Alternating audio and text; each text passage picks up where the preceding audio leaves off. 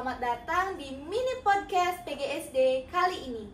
Sebelumnya dengan saya, Nikadek Sri Puspayanti, mahasiswa PGSD semester 5. Nah, kali ini saya sedang akan berbincang dengan ibu guru yang sangat inspiratif dan membahas pembelajaran abad ke-21.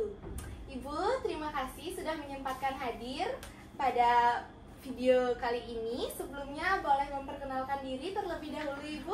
Nah, baik, terima kasih sudah mengundang saya dan sangat sesuatu yang spesial ya buat saya ya. Nah, perkenalkan, saya Leheka Sukmasari. Saya mengajar di SD Negeri 3 Pejengkangin.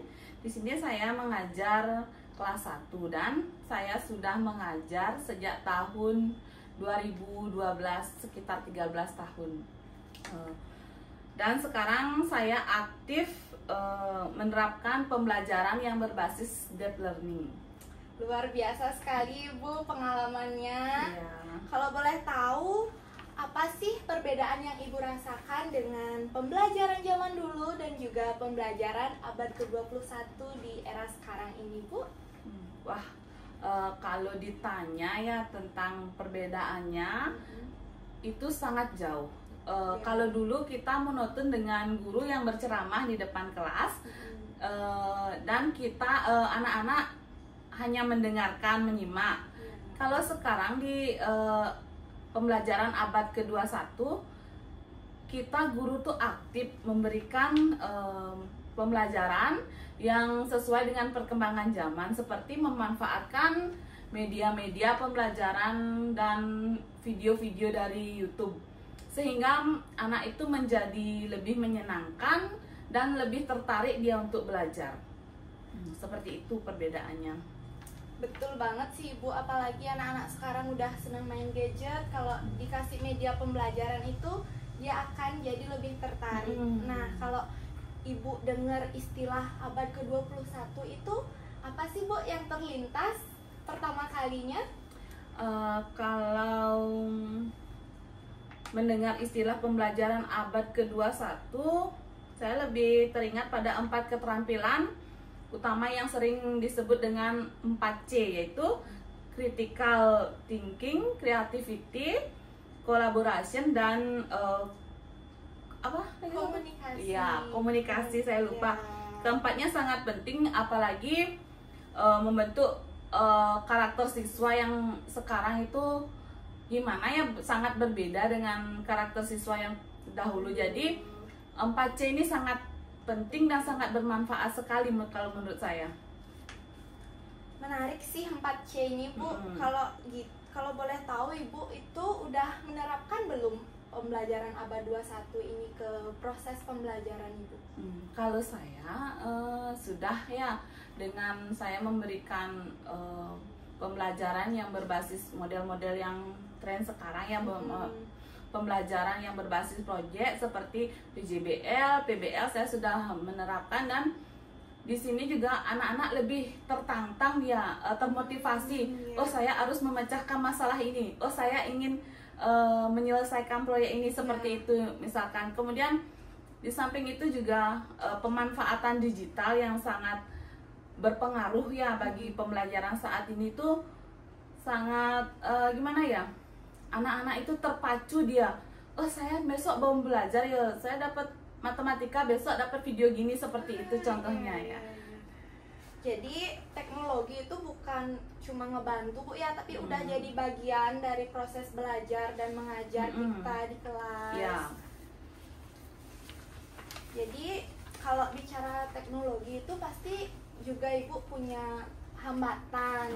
Nah, kalau selama Ibu mengajar ini, tantangan terbesar apa yang sering Ibu hadapi, Bu? Kalau di sekolah sih biasanya dari sarana dan prasarana ya. Kalau di sekolah yang terpelosok kayak di sekolah tempat saya mengajar itu biasanya fasilitasnya tuh kayak Chromebook atau laptop itu lebih kurang, karena tidak semua orang tua itu mengizinkan anak untuk membawa handphone ke sekolah. Misalnya kan saat kita guru beritahu besok kita membuat proyek, membuat poster, nanti kita kan biasanya poster itu kita buat melalui Canva, karena di sana sudah ada ekstra komputer, jadi kita memanfaatkan Chromebook yang sudah ada, kemudian kita ajarkan anak itu membuat Canva kan. Setelah itu saat kita meminta anak-anak membuat proyek dari Canva itu kan jadi lebih gampang. Tapi kendalanya itu saat kita membuat tugas akhir, kita menyelesaikan satu proyek, ya kendalanya fasilitas seperti Chromebook sama atau HP yang digunakan oleh anak-anak, seperti itu sih. Jadi kuncinya emang harus ada kolaborasi. Iya, kolaborasi antara orang tua dan guru. Pengertian dari orang tua itu sangat penting, gitu, seperti itu. Jadi berarti kan sudah ada perubahan nih Bu, dari sebelumnya belum pernah menggunakan alat sehingga sekarang menggunakan alat seperti pembelajaran abad 21 ini. Apa perbedaan yang paling dirasakan dari siswanya, Ibu?